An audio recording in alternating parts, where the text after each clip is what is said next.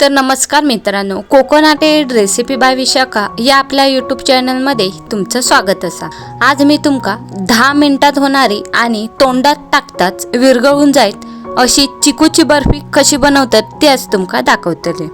तर ही barfi बघूसाठी video skip न करता शेवटपर्यंत नक्की बघा।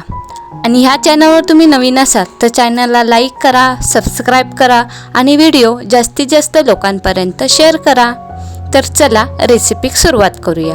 होय, मी 10 चिकू घेतले चांगले पिकलेले। आता हे मी चिकू चांगले धुवून सोलून त्याचे असे मी तुकडे केले। आता हे मी काट्याच्या चमच्यान असे मॅश करून घेते। तुम्ही हे मिक्सरला लावलात तरी चालत। आता हे मी एक कढई घेतले।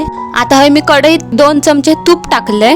आता त्याच्यात आपण हे बारीक केलेलं चिकूचं मिश्रण टाकून घेऊया। हे मिश्रण टाकून झाल्यावर ह्या 5 मिनिटं चांगला मिक्स करून घ्यायचा। होय बघा, चांगला मिश्रण मिक्स झाला। आता त्याच्यात मी 1 कप पांढरा खोबरा म्हणजे डेसिकेटेड कोकोनट टाकून घेतलंय। तर आपण चांगला मिक्स करून घेऊया। या बर्फी घट्टपणा येऊसाठी मी ह्याच्यात पांढरा खोबरा टाकून घेतलाय। आता मी त्याच्यात टाकते साखर। तुम्ही तुमच्या आवडीनुसार साखर कमी जास्त करू शकता। आता मी ह्याच्यात टाकते थोडेसे ड्रायफ्रूट घेतले, काजू, बदाम, पिस्ता आणि थोडीशी वेलची टाकून घेतले। तर हे बघा, ह्या मिश्रण चांगला घट्ट झाला चिकूचा। आता हे मी एक ताट घेतले, त्या ताटात मी तूप लावून घेते म्हणजे आपली बर्फी ताटाखाली चिकटणार नाही। आता ह्या मिश्रण आपण ताटात काढून घेऊया। आता हे गरम असताना मिश्रण एकसारखं ताटात आपण करून घ्यायचा।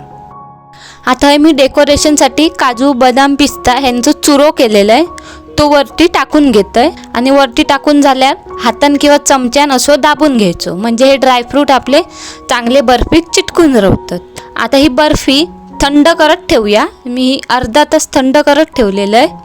आता ही मी बर्फी कापून घेते। मी होय चौकोनी आकारातच बर्फी कापून घेतले।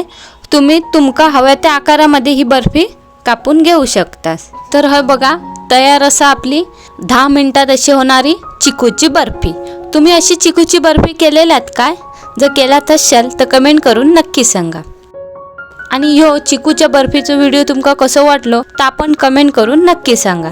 आणि ह्यो व्हिडिओ तुमका आवडलो असाल तर व्हिडिओक लाईक करा, शेअर करा, कमेंट करा आणि कोकोनटेड रेसिपी बाय विशाखा या चॅनलला सबस्क्राईब करूक विसरू नका।